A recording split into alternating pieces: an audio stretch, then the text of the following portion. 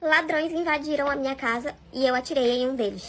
Ei, fica aí pra história nova. O meu marido foi assaltado 3 vezes durante a vida dele, assim, na rua, e a mãe dele foi assaltada uma vez, sendo que quando foi a vez da minha sogra, os bandidos apontaram uma arma pra cabeça dela. E desde então ele passou a ter ódio de qualquer tipo de bandido, de assaltante, enfim, ele criou um certo trauma com a situação e passou a ter ódio deles. Então ele se tornou o tipo de pessoa que falava, bandido bom é bandido morto. E eu não concordava com essa visão, com esse pensamento, até eu passar pelo mesmo. E é por isso que hoje em dia eu digo, a gente não deve julgar as pessoas pelo que elas sentem, até a gente passar pelo mesmo e saber como é. Então, desde que ele passou por essas situações, o sonho dele era ter uma arma para se proteger. Porque ele jurou que ninguém nunca mais iria encostar uma arma na cabeça da mãe dele. Só que a mãe dele odiava a ideia dele ter uma arma, então ela sempre proibiu.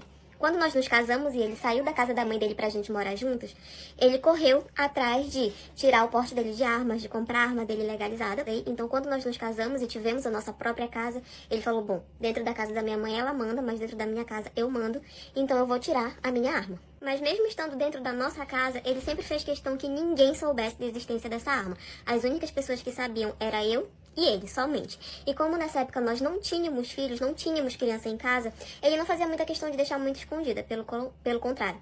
Ele deixava em local de fácil acesso e sempre ela estava carregada justamente para caso viesse a acontecer alguma emergência. Então ela sempre ficava na nossa mesinha do lado da nossa cama ou quando a gente saía, ficava embaixo do banco do nosso carro. O meu marido sempre foi de dormir tarde, ele nunca teve o costume de dormir cedo. Então eu ia dormir por volta de 11, 11h30 da noite e já ele tinha o costume de dormir 1 hora, 2 horas da madrugada. Essa era a rotina dele e ele sempre fez isso. Então, quando eu ia dormir, ele ficava na sala da nossa casa. Às vezes ele ficava assistindo filme, ou às vezes ele ficava jogando videogame, que ele gostava muito de jogar.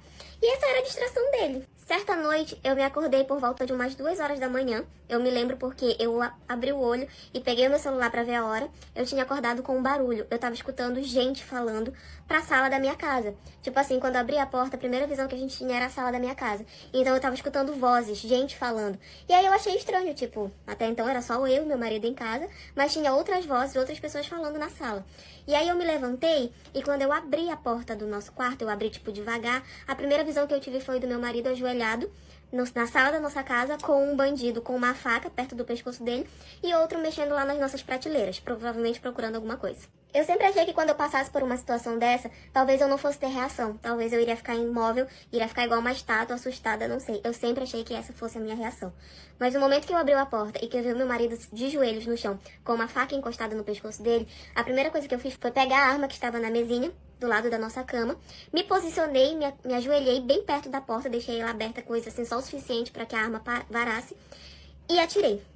Ele já havia me ensinado como utilizar a arma. E como ele não estava exatamente colado com meu marido, ele estava numa distância onde somente o braço dele estava esticado em direção ao pescoço dele com a faca, eu mirei a arma em direção ao assaltante e atirei. A minha intenção, na verdade, era que não pegasse nele, era que assustasse.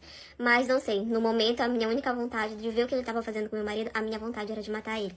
Eu não tinha muita experiência com a arma, eu sabia como utilizar, mas não tinha experiência. Então, quando eu atirei em direção a ele, a bala acertou no braço dele. Nessa mesma hora que acertou, ele se assustou, deixou a faca da mão dele cair no chão. E o amigo dele, como um belo covarde, quando viu a situação, saiu correndo. E no momento eu só tava com os meus olhos em direção ao ladrão que estava do lado do meu marido e nem percebi quando o outro correu, quando o outro fugiu. Nisso que a faca caiu da mão do cara lá, o meu marido se jogou em cima dele para imobilizar ele no chão e eu fui me aproximando, apontando a arma, né? Porque, bom, qualquer passo em falso eu vou atirar de novo. E aí meu marido pegou, pediu a arma, pediu que eu entregasse a arma pra ele, falou que era pra eu ligar pra polícia. Eu entreguei a arma pra ele, corri no quarto, peguei meu celular e entrei em contato com a polícia na mesma hora. A polícia levou em torno de uns 20 minutos pra chegar na minha casa. O que, na minha humilde opinião, é muito tempo já que perto da minha casa tinha um batalhão de polícia. Quando eles chegaram, meu marido ainda estava em cima do bandido, nós explicamos tudo o que aconteceu. E a primeira coisa que o policial perguntou pra mim foi o seguinte: por que quando você viu a situação, você não pegou seu celular e ligou pra gente, já que você estava segura dentro do quarto? Aí eu virei pra ele e perguntei: bom, a levar em consideração o tempo que vocês demoraram pra chegar aqui, se eu tivesse ligado pra vocês e esperado, será que meu marido ainda estaria vivo? A nossa sorte também é que tinha câmeras de segurança espalhadas em quase toda a casa. Os únicos lugares onde não tinha as câmeras era no nosso quarto e nos banheiros. Então a gente ceder todas as imagens para a polícia, onde mostrava eles invadindo a nossa casa, onde mostravam eles rendendo meu marido, toda a agressividade, tudo nós conseguimos entregar para a polícia. Nós respondemos por legítima defesa. O bandido lá, o outro que fugiu, a polícia nunca conseguiu pegar ele, nunca conseguiram identificar. E apesar dele ter abandonado o amigo dele, ele também nunca quis contar quem era. E aí ficou por isso mesmo.